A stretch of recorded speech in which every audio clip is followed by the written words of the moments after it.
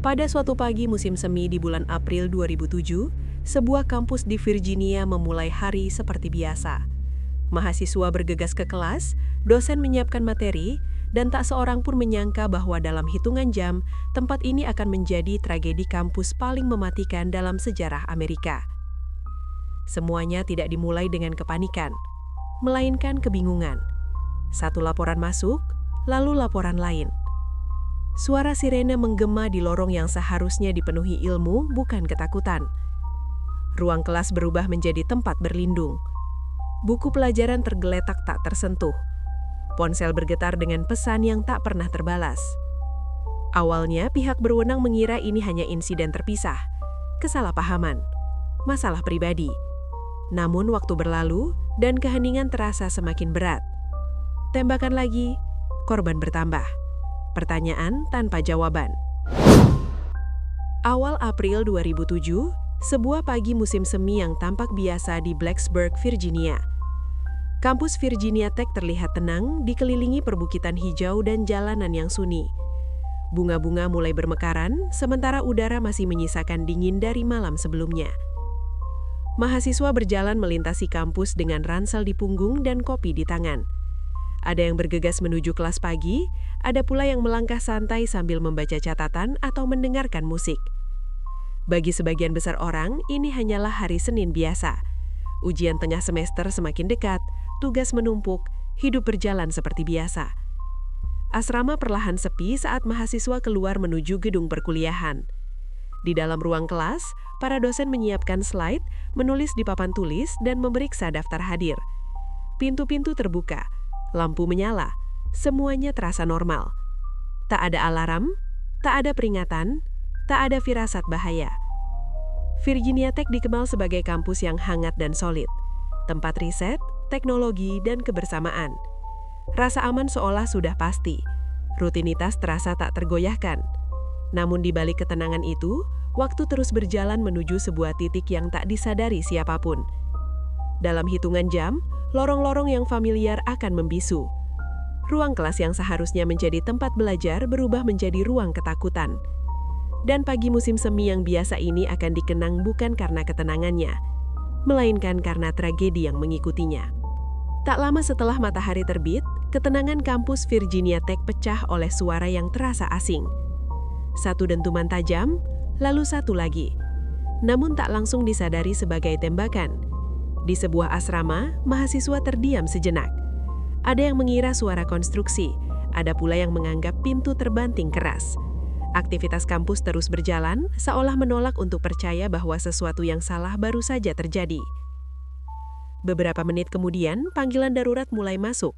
Laporannya tidak jelas, bertabrakan, terputus-putus. Seseorang terluka, mungkin ada penembakan, tapi tidak ada gambaran utuh. Pihak kampus dan aparat polisi memperlakukan kejadian ini sebagai insiden terbatas. Mungkin masalah pribadi, mungkin konflik domestik. Tragis, namun dianggap selesai. Polisi setempat tiba cepat, namun membawa asumsi yang sama. Ancaman telah berakhir. Fokus diarahkan kepada pengamanan lokasi awal, memeriksa ruangan, dan menangani korban. Tidak ada penguncian kampus, tidak ada peringatan menyeluruh. Kelas tetap berjalan seperti biasa. Mahasiswa di luar gedung melintas tanpa curiga. Beberapa melihat mobil polisi, tapi menganggapnya hal rutin. Di ruang kelas lain, dosen tetap mengajar. Absensi dilakukan, catatan ditulis, ritme hari kuliah terus berlanjut. Namun ada rasa ganjil di udara. Beberapa saksi berbicara pelan tentang suara itu, tentang waktunya, tentang betapa cepat semuanya terjadi. Namun detail-detail itu tenggelam dalam kabut ketidakpastian awal. Kesalahan terbesar bukanlah kelambatan, melainkan asumsi. Pihak berwenang mengira bahaya telah berlalu, kampus mengira situasi aman, dan dalam keyakinan itulah menit-menit berharga terbuang. Tak seorang pun menyadari bahwa ancaman belum berakhir, ia sedang bergerak. Apa yang tampak sebagai insiden tunggal hanyalah pembuka, dan keheningan setelahnya bukanlah kedamaian. Itu adalah jeda sebelum sesuatu yang jauh lebih buruk. Beberapa jam setelah insiden awal, ancaman paling berbahaya bukan lagi kekerasan yang tak terlihat, melainkan rasa yakin yang dibangun dari informasi yang belum lengkap. Pihak kampus dihadapkan pada pilihan besar, memberi peringatan luas atau menunggu kepastian. Mereka memilih kehati-hatian daripada urgensi. Tanpa bukti bahwa ancaman masih aktif, peringatan kampus ditunda dengan kekhawatiran menimbulkan panik. Keputusan ini mengubah segalanya. Polisi memusatkan perhatian pada lokasi pertama, meyakini situasi telah terkendali. Patroli ditambah, namun kelas tidak dibatalkan. Gedung tetap terbuka. Mahasiswa bergerak bebas di kampus tanpa menyadari resiko yang mengintai. Sistem komunikasi gagal menjalankan fungsinya. Email disusun tetapi terkirim terlambat. Tidak ada pengumuman pengeras suara. Tidak ada prosedur penguncian kampus yang segera diterapkan. Informasi berjalan lambat, sementara bahaya bergerak cepat. Setiap penundaan tampak masuk akal jika dilihat sendiri-sendiri. Namun bila digabungkan, dampaknya menjadi fatal.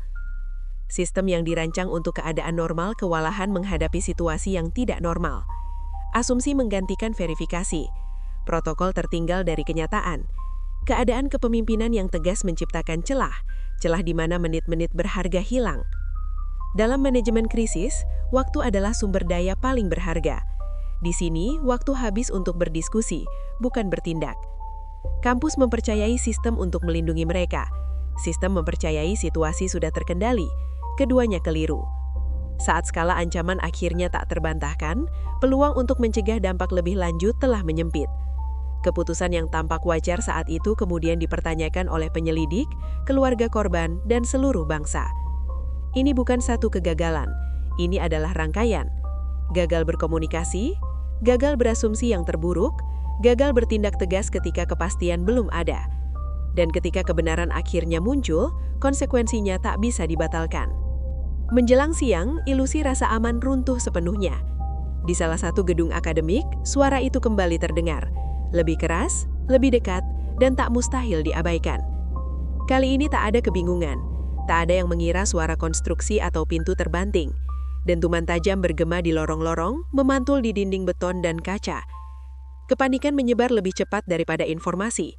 Pintu-pintu kelas dibanting dan dikunci. Beberapa dibarikade dengan meja dan kursi. Yang lain tetap terbuka, semata-mata karena tak ada yang tahu apa yang harus dilakukan. Di dalam, mahasiswa terdiam membeku. Ada yang bersembunyi, ada yang menangis, ada yang mengirim pesan terakhir kepada keluarga dengan tangan gemetar. Pesan-pesan singkat, terputus-putus, terasa seperti perpisahan. Para dosen dipaksa mengambil keputusan mustahil dalam hitungan detik. Haruskah lari atau bersembunyi? Mengunci pintu atau membiarkan mahasiswa lain masuk? Diam atau mencoba melarikan diri? Tak ada protokol tunggal yang mengganti, hanya naluri. Suara tembakan berpindah dari lantai ke lantai. Setiap jeda memunculkan harapan palsu. Setiap suara baru menghancurkannya kembali. Gedung yang dulu menjadi simbol pelajaran berubah menjadi labirin ketakutan. Di luar, kebingungan merajalela. Sirene berdatangan. Polisi bergegas masuk, awalnya tidak yakin berapa banyak pelaku atau dari mana ancaman berasal. Radio bergerak dengan laporan yang terputus-putus. Situasi berubah dari menit ke menit. Sebagian mahasiswa melarikan diri melalui jendela, yang lain berlari melintasi kampus memperingatkan siapapun yang mereka temui. Banyak yang tak tahu apa yang sedang terjadi, hanya sadar bahwa sesuatu yang mengerikan sedang berlangsung. Di dalam gedung, waktu terasa aneh. Detik memanjang menjadi menit. Menit terasa tak berakhir. Keberanian muncul dalam bentuk-bentuk sunyi. Orang-orang menahan pintu, menuntun yang lain ke tempat aman. Memilih melindungi daripada menyelamatkan diri. Momen-momen ini terjadi tanpa kamera, tanpa sorotan, digerakkan murni oleh naluri manusia. Ketika kekerasan akhirnya berakhir, keheningan yang mengikuti terasa menghantam. Hanya dipecah oleh sirene, langkah kaki, dan tangisan dari kejauhan. Ruangan yang tadinya penuh mendadak sunyi. Apa yang terjadi pada saat-saat itu akan mengubah cara Amerika melihat keamanan kampus. Peristiwa ini menunjukkan betapa cepat kehidupan normal bisa hancur dan betapa rapuhnya sistem saat kecepatan, koordinasi, dan kejelasan gagal hadir. Inilah titik tanpa jalan kembali. Saat perawanan yang terlambat berubah menjadi kenyataan yang tak bisa diperbaiki.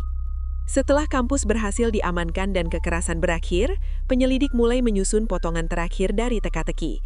Pertanyaan utama yang muncul adalah sederhana, siapa pelakunya dan mengapa? Pihak berwenang kemudian mengidentifikasi pelaku sebagai Seng Yung Cho, seorang mahasiswa di Virginia Tech. Ia bertindak seorang diri.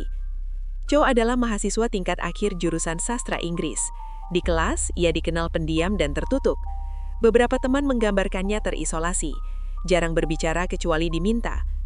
Catatan akademik kemudian menunjukkan adanya kekhawatiran dosen terhadap tulisan-tulisannya yang mengganggu, namun tidak ada satu kejadian pun yang saat itu dianggap cukup untuk tindakan tegas. Motifnya bukan finansial, politik, atau ideologi secara umum. Penyelidikan menyimpulkan tindakannya dipicu oleh rasa dendam pribadi, kebencian terpendam, dan masalah kesehatan mental yang serius. Chow melihat dirinya sebagai korban ketidakadilan dan penghinaan dari lingkungan sekitarnya. Sebelum serangan, Chow mengirimkan paket berisi video dan tulisan ke sebuah kantor berita. Di dalamnya, ia mengekspresikan kemarahan terhadap sesama mahasiswa, kelompok kaya, dan apa yang ia anggap sebagai kerusakan moral. Materi ini tidak menunjukkan rencana rasional yang jelas, melainkan pandangan terpecah yang dipenuhi amarah. Tak ada daftar target spesifik. Tidak ada tuntutan. Yang tersisa hanyalah gambaran seorang individu yang sangat terganggu dengan tanda-tanda peringatan yang tersebar selama bertahun-tahun namun tak pernah disatukan. Bagi penyelidik, misteri telah terjawab. Namun bagi keluarga dan para penyintas, pertanyaan justru bertambah. Di mana sistem gagal? Mengapa tanda-tanda itu terlewat? Dan mungkinkah tragedi ini dicegah? Menyebut nama pelaku tidak membawa penutup. Ia hanya menegaskan satu kenyataan pahit. Mengetahui siapa pelakunya tidak mengembalikan apa yang telah hilang.